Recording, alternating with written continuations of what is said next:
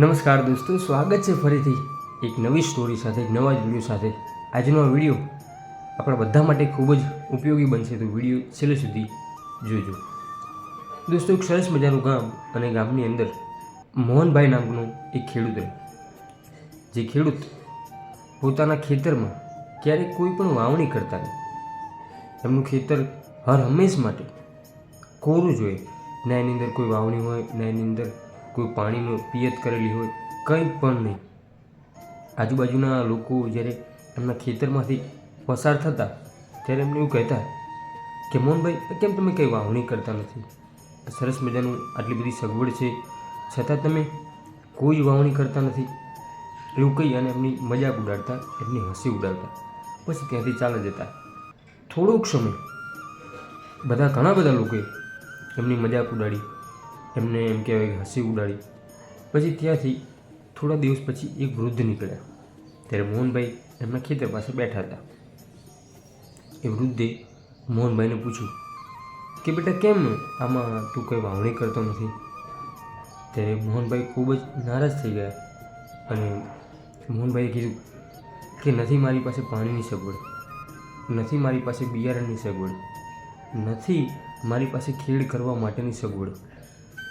હું વાવણી કરું તો પૂરતું સમય પાણી ન આપી શકું, અથવા તો હું ખેડ ન કરી શકું તો મારો પાક નિષ્ફળ થશે, મારો પાક ક્યારેય એમ કહેવાય કે એ રોનક નહીં આપે, એ ક્યારેય એમાંથી બીજ નહીં ફૂટે। ત્યારે વૃદ્ધે એવું કહ્યું કે બેટા, તું એક પ્રયત્ન તો કર, તું ખાલી વાવણી તો કર, વાવણી માટે બીજ હું તને આપીશ। ત્યારે એ વૃદ્ધે વાવણી માટે બીજ મોહનભાઈને આપ્યા અને મોહનભાઈને કહ્યું કે લે આ બીજ અને તું આની વાવણી કર। મોહનભાઈએ વાવણી કરી। શરૂઆતમાં ખૂબ જ તકલીફ પડી, પાણી ન મળ્યું, ખેડની સગવડ ન થઈ, પરંતુ જેમ તેમ કરી અને થોડા બીજ ખેતરની અંદર ફૂટ્યા। ધીરે ધીરે આખું ખેતર એમ કહેવાય કે હરિયાળું થઈ ગયું। ત્યારે ગામના લોકો ત્યાંથી આવતા જતા ત્યારે કહેતા કે વાહ, મોહનભાઈએ તો કંઈક કરી બતાવ્યું, મોહનભાઈ તો ખૂબ સરસ મજાનો મબલક પાક આ સિઝનમાં લે છે, એવું ઘણા બધા લોકો પ્રોત્સાહન આપી અને બોલવા લાગ્યા। અને અમુક લોકો તો મોહનભાઈ પાસેથી શીખવા પણ માંડ્યા કે આ તમે કેવી રીતે કર્યું, આની પાછળનું રાજ શું છે, એવું ઘણું બધું ગામના લોકો મોહનભાઈને પૂછવા લાગ્યા।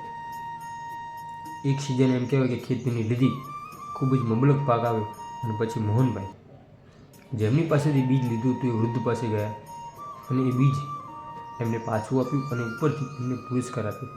પરંતુ એ પુરસ્કાર અને બીજ એ વૃદ્ધે પાછું ન લીધું અને એ વૃદ્ધે જે મોહનભાઈને કહ્યું એ તમારા અને મારા જીવનની અંદર જો ઉતરી જાય તો આજે આપણા જીવનની અંદર પણ ખાલી પડેલા ખેતરની અંદર બીજ રૂપિયા એવું થઈ જાય।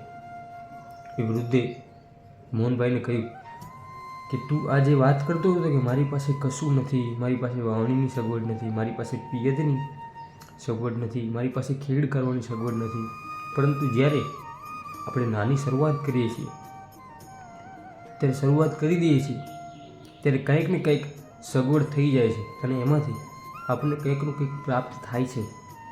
પરંતુ જ્યારે આપણે સગવડ નથી કરતા, જ્યારે આપણે કોઈ પણ એમ કહેવાય કે પ્રયત્ન નથી કરતા, ત્યારે આપણે ચોક્કસ નિષ્ફળ જઈએ છીએ। આવી રીતે નિષ્ફળ જવા કરતાં એક નાનો પ્રયત્ન જો કરી લઈએ જીવનની અંદર, તો જીવનની અંદર ચોક્કસ બધી સગવડ આપમેળે થઈ જાય છે। માટે બધી ચીજ કરવા માટે બધું હોવું જરૂરી નથી। આપણે શરૂઆત કરીએ તો જે વસ્તુ ન હોય એની પણ સગવડ ધીમે ધીમે ચોક્કસથી થઈ જાય છે। તો જીવનની અંદર શરૂઆત કરવી એ મહત્ત્વની છે। આપણે પણ આપણા જીવનની અંદર આપણે જે કંઈ લક્ષ્ય પ્રાપ્ત કરવો છે, આપણે જે કંઈ ધાર્યું છે એ ચોક્કસથી કરીએ, એના માટે પ્રયત્ન કરીએ, સગવડોની રાહ ન જોઈએ અને હંમેશા એક નાનો પ્રયત્ન કરીએ। એ પ્રયત્નોમાંથી કંઈક ને કંઈક આપણને મળશે, કંઈક શીખ મળશે, પરંતુ આપણે નિષ્ફળ થઈએ તો એનામાંથી શીખ પણ ચોક્કસથી મળશે। દોસ્તો, આ વિડીયોનો સંદેશ તમને કેવો લાગ્યો કોમેન્ટ બોક્સની અંદર જણાવજો। વિડીયો જો ગમ્યો હોય તો વિડીયોને લાઈક ચોક્કસથી કરજો અને તમારા દોસ્તો સાથે પણ આ વિડીયો શેર કરજો। દોસ્તો, ફરી મળીશું આવા જ સરસ મજાના એક નવા વિડીયો સાથે। ત્યાં સુધી મારા દરેક યુટ્યુબ મિત્રને જય સીતારામ।